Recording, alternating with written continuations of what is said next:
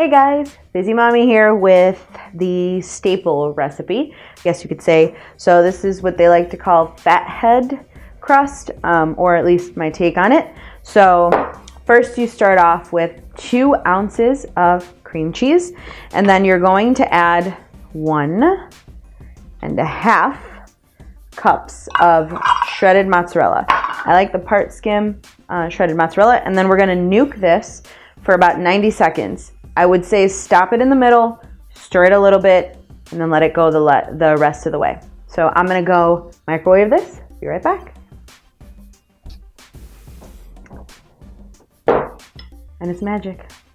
So that right there already looks really good. One thing I would say is I don't know how it would react if I put the eggs right in here. I have a feeling I would cook them, and I don't really want scrambled eggs in my dough. So I'm gonna put it to the side and get everything else going. So next up is 3 eggs. You're going to scramble them, or I guess not whip them, you're gonna scramble them. So you're gonna scramble them, and then to the eggs, I'm going to add some seasoning. So this is kind of like a house seasoning, I guess, that you can make yourself. I put garlic, salt, pepper, and a little cayenne pepper, because obviously yum. But then you shake it up and then you have it in your little cute ball jar for a while. So I like it. Dylan will kill me because I don't really measure this kind of stuff, but I would say about half a tablespoon in there for now. And then I'll see how it goes as we go. So I scramble the eggs, and then we're gonna go ahead and mix the rest of the ingredients into the dough. So, ooh, so nice and squishy. So we're gonna add 1/4 cup of coconut flour, 1/8 of a cup of almond flour, and I'm gonna start to mix it up a little bit, just to cool it off a bit. Don't be afraid to use your hands, guys. That's why you wash them. And then we're gonna throw the eggs in, and 1 tablespoon of vital wheat gluten. So what this is gonna do is actually give a little more gluten stretch to your pizza dough. You don't have to add this. I think it will help a little bit with this dough. Personally, I just want a little more give to my pizza dough. But if you want to make it gluten-free, you don't have to add it, and then you just keep with the coconut flour. So I'm gonna mix this, and then we're gonna go ahead and put it on some parchment paper that I put on this table with some coconut flour and make it into dough. All right, so I have this dough. It's not super pretty, but it's fine. So now that I have the dough, I'm gonna go ahead and lay out a little bit of coconut flour on my table. So I like to use Glad wrap. It's actually pretty awesome because you put it on the table, you don't have to worry about it being super clean. You just have to make sure that the Glad wrap is on there, and then you can just throw it all away when you're done. So I'm down to just not have to wipe down tables and just throw it away.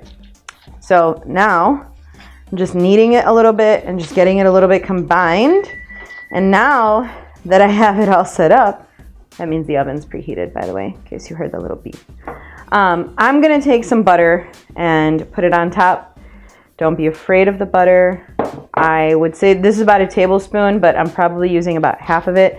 Mostly it's just so that I can make it a little more, less sticky for my rolling pin. And then I just roll it out.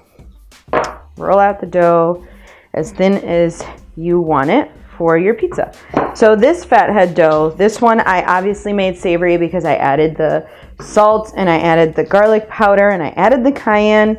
So you don't have to do that. If you actually do not add that to the dough, you can do what I did this morning, which was make cinnamon rolls. So the way I did that was by adding the delicious fake sugar that I bought, the Swerve brand sugar, and I added a little cinnamon. And then I just put it on with some butter and rolled it and cut it into cinnamon rolls. So now the dough is starting to stretch out, starting to get to about what I want it to be. Once you do, I would put this on a cooking sheet and par bake it for, I would say, 4 to 5 minutes at 400 degrees. And then you can go ahead, take it out, make sure everything is good, and then throw on the toppings that you want, and then bake for another 7 to 10 minutes. So it just really depends on how you want your crust to look, but here it is. Fathead dough, really good. Top it with whatever you want and enjoy. Hello, and we're back. It's like a TV show, but on YouTube. So the cool thing is the dough turns out like this. You can see it's like kind of pliable still because I only wanted to par bake it a little bit. I actually par baked this a little bit longer than I stated earlier. So I actually put it in for 6 minutes. Then I put it in for another 4 minutes. I probably wouldn't go any longer than that, only because you don't want it to be too dried out. I did also put a little olive oil on top. It's nice and pretty. Not very round, but who cares? So next step is I'm going to use my pizza sauce that I make. It's also on my website, which is good. But you can definitely sub some of the ingredients like the sugar. You can use the fake sugar. You don't have to use the red wine. I know that tomatoes have a lot of carbs, but if you don't use the whole thing, you're totally fine. There's 20 net carbs in that whole thing. So I'm definitely not going to use the whole thing. You just put as much sauce as you want. I'm not a huge sauce person, though the kids really are. So probably throw a little bit extra on one side, then on the other. Very good. All right. So then once you have that, you're going to top with your favorite toppings. So first I'm going to start with some mozzarella cheese. And I always start with cheese, and then I put my ingredients, my extra ingredients on, and then I put more cheese on top of that. I don't like the peppers and stuff to be on top without something on top of them for some reason. I don't know. You can do it your way. It doesn't have to be my way. That's just how I like it. And then the other ingredients that I'm going to throw on are some orange peppers because they're pretty. I have to make sure to leave a spot that has nothing on it for the kids. They just want cheese. Then I'm going to put some spinach because iron and yum. And then, of course, I got to throw the jalapenos in there, seeds and all, because it's the best way to eat it. Put a little more peppers.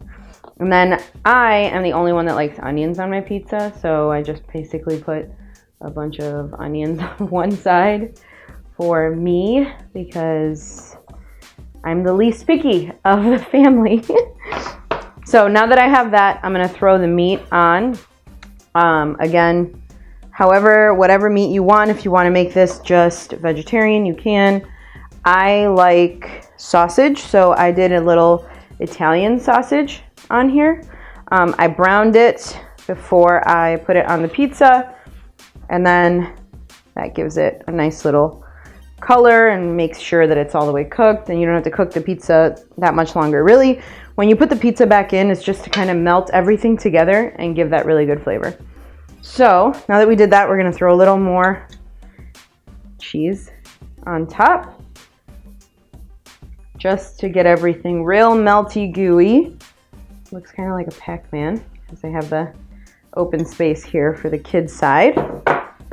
And then you got to top with fresh parm. So honestly, if you've never had fresh Parmesan, buy some. And I don't mean the stuff at Jewel or grocery stores or whatnot. I mean, if you go to like a cheese shop and you buy fresh parm, maybe don't buy it because you'll be ruined for the rest of your life. You can't eat that other stuff that's don't even get me started with the stuff in the can. But this is so good. It goes a lot longer. It has better flavor and it's just delicious. So my kids actually eat just chunks of it at a time. Which I don't know if that's great or not for them to be eating just cheese, but it's very good. So you just top it off like this, then you bake it, and you're good to go. Low carb pizza going in the oven.